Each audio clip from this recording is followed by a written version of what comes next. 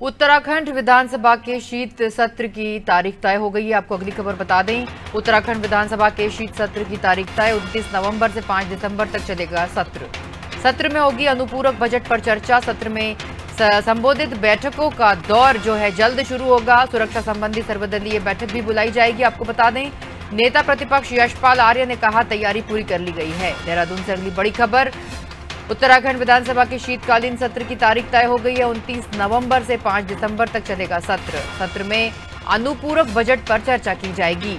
और आपको बता दें, सुरक्षा संबंधी सर्वदलीय बैठक भी बुलाई जाएगी और जो सत्र से संबंधित बैठकों का दौर जल्द से जल्द शुरू होगा। बात करेंगे सोनू से इस विषय पर।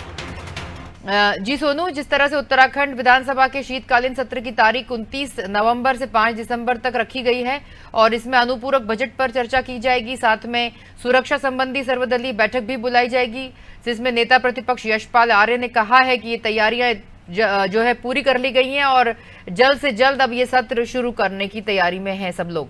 तो किस तरह से इसमें जानकारी है हमारे लिए?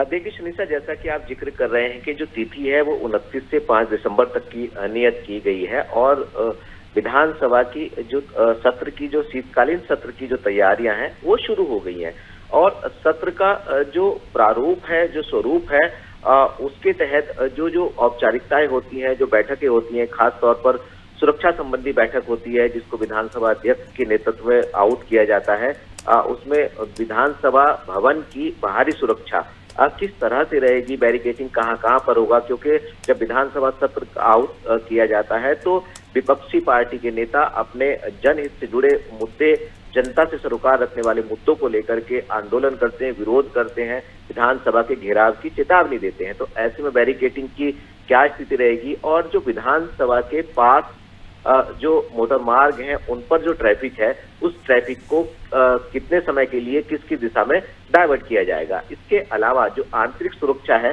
चूंकि विधानसभा का सत्र चल रहा है तो जो जनता के लोग हैं, जो जिला स्तर के जो जनप्रतिनिधि हैं, ब्लॉक प्रमुख स्तर के या ब्लॉक स्तर के या जो प्रशासनिक अधिकारी हैं जिले के, जो कामकाज के लिए यदि वो किसी मंत्री के पास यहाँ आते हैं, विधानसभा अध्यक्ष के पास पहुंचते हैं, तो उनकी क्या व्यवस्था रहेगी, क्योंकि सत्र के दौरान संभवतः इस तरह के जो एंट्री है वो बंद कर दी जाती है।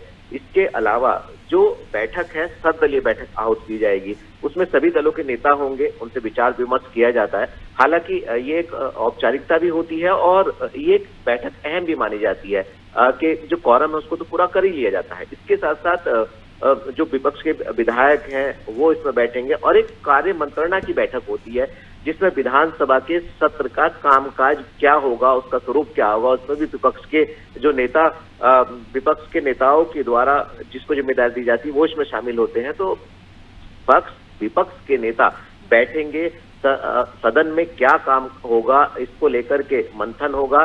जैसा कि आपने बताया कि अनुपूरक बजट इस सत्र का लबोलुआब एक मुख्य बिंदु हम कह सकते हैं कि जो अनुपूरक बजट है वो सदन के पटल पर रखा जाएगा। उसके बाद इस बजट को, अनुपूरक बजट को पारित कर दिया जाएगा। तो विधानसभा के सत्र से संबंधित जितने भी पहलू हैं उन सब की तैयारियां शुरू हो गई हैं। बैठकों का सिलसिला शुरू हो जाएगा। जो औपचारिक तौर पर बैठकें होनी है और उन बैठकों को विधानसभा अध्यक्ष के अध्यक्षता में आहूत किया जाएगा और सत्र कैसा होगा ये देखने वाली बात होगी, क्योंकि विपक्ष के तमाम नेता जो हैं वो जनता से सरोकार रखने वाले मुद्दों को लेकर के अपनी तैयारी में जुटे हुए हैं। जी शनिता। जी सोनू, जिस निश्चित रूप से आपने जानकारी बिल्कुल ठीक दी है। 16 नवंबर को प्रस्तावित कैबिनेट की बैठक में इस प्रस्ताव पर जो है मुहर लग चुकी है और विधायी विभाग जो है 29 नवंबर से 5 दिसंबर तक विधानसभा सत्र आहूत करने का प्रस्ताव शासन को उन्होंने भेजा था, जिसके लिए मंजूरी मुख्यमंत्री ने दे दी है और सीएम ने प्रस्ताव पर अपना अनुमोदन भी दे दिया है और विधायी विभाग प्रस्ताव को मुख्यमंत्री की मंजूरी की सूचना विधानसभा सचिवालय को भी भेज दी गई है। तो देखना यह है कि अब 29 नवंबर से 5 दिसंबर तक देहरादून विधानसभा में शीतकालीन सत्र शुरू होगा। अपर सचिव विधायी महेश कौशिबा ने इसकी पुष्टि भी कर दी है। सत्र आहूत करने की सूचना विधानसभा को भेज दी गई है। सोनू, आप बने रहिए अगली खबर पर भी हमारे साथ।